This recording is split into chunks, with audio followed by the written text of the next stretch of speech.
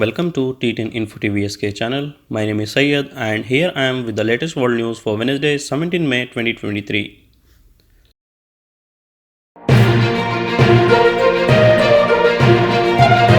Saudi Arabia condemns attacks involving Kuwaiti Jordanian embassy in Sudan. Saudi Arabia foreign minister said on Tuesday that it's monitoring the incident involving the embassies of Kuwait and Jordan in Sudan, rejecting any form of attacks on diplomatic mission in the country. Kuwait's foreign minister said on Tuesday that the residence of the head of the military office in its embassy in Sudan capital of Khartoum was stormed and vandalized.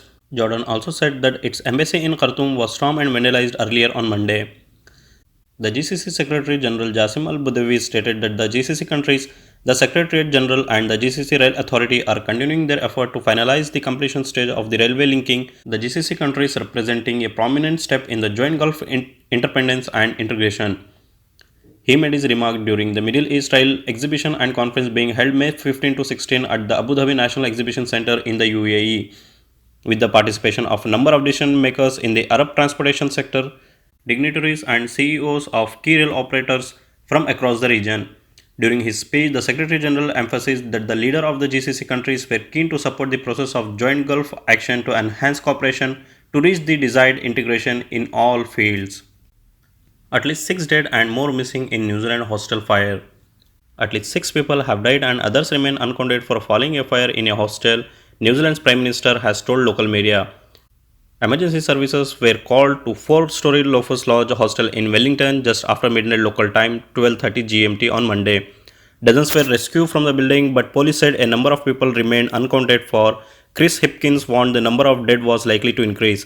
Upon arrival at the blaze, firefighters found the top level of the building ablaze.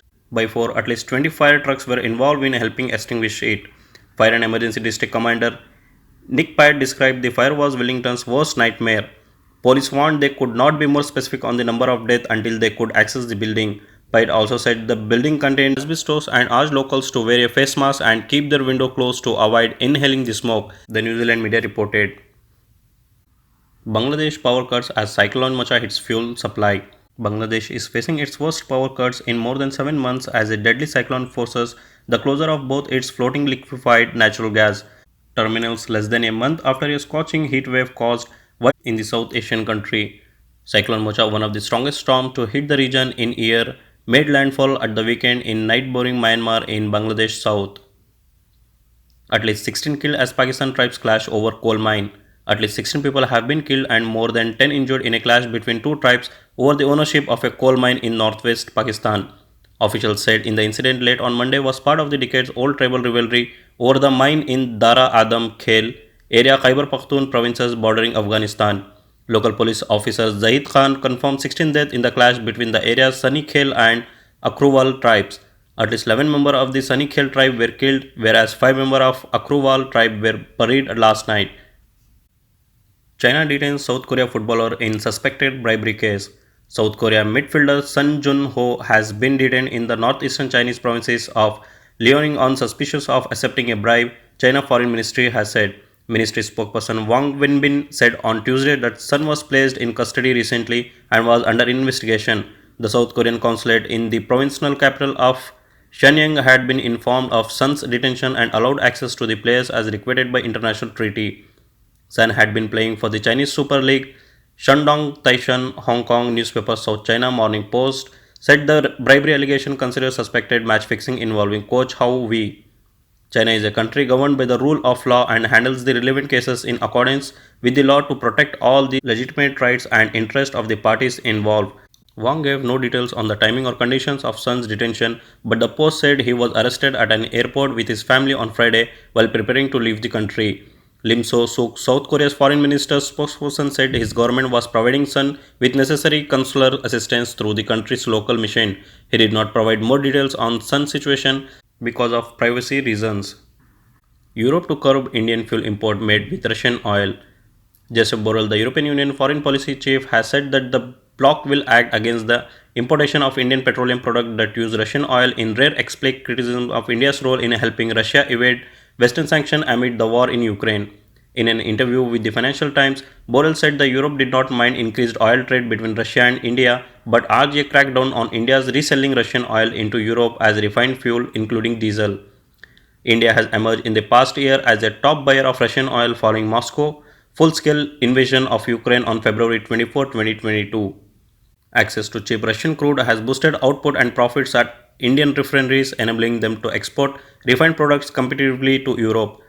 In recent month report in Reuters and Bloomberg, among other, have cited a mounting evidence of Indian firm buying Russian oil, refining it and selling it to Europe. That India buy Russian oil, it's normal, and if thanks to our limitation on the price of oil, India can buy this oil much cheaper. Well, the less money Russia gets, the better, Borrell said in the interview. But if they use that in order to be center where Russian oil is being refined and byproducts are being sold to us, we have to act. Borrell said he would raise the issue with India's Foreign Minister Subramaniam Jaishankar when they meet on Tuesday. Jaishankar is Brussels for the first meeting of the India-Europe Trade and Technology Council. Cyclone Mocha may have killed hundreds in Myanmar, Rakhine. Rescue and relief efforts are underway in northwestern Myanmar and neighboring Bangladesh after cyclone Mocha crashed ashore with the humanitarian group working in the affected areas saying hundreds had been killed and some Rohingya camps destroyed. The cyclone, one of the most powerful to overhit the region, made landfall on Sunday between Sitwe in Myanmar, Rakhine state and Cox's Bazar in Bangladesh, where some 1 million mostly Muslim Rohingya fled after a brutal 2017 crackdown. Thailand's reformist opposition have won the most seats and the largest share of the popular vote in a general election after voters roundly rejected the military-backed parties that have ruled the Southeast Asian country for nearly a decade.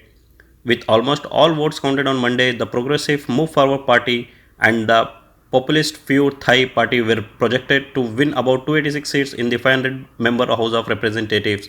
But uncertainty remains about whether they would be able to form the next government due to strict parliamentary rules that allow 250 members of a military-appointed Senate to vote on the Prime Minister. That means MFP and Pheu Thai will need the support of smaller parties to establish a new administration. The biggest winner of Sunday's election was MFP, a progressive youth-led party that contested the general election for the first time on a bold platform of reforming the monarchy, reducing the power of the military, by rewriting the country's constitution and ending conscription. With 99% of votes counted, the MFP looks set to take 147 seats in the lower house. Preliminary results published on the Election Commission website showed the figure include 112 from the 400 seats that are directly elected and 35 from the 100 seats allocated to parties on a proportional basis. Amazon lay off around 500 employees in India across departments. Also, Vodafone plans 11,000 jobs cut.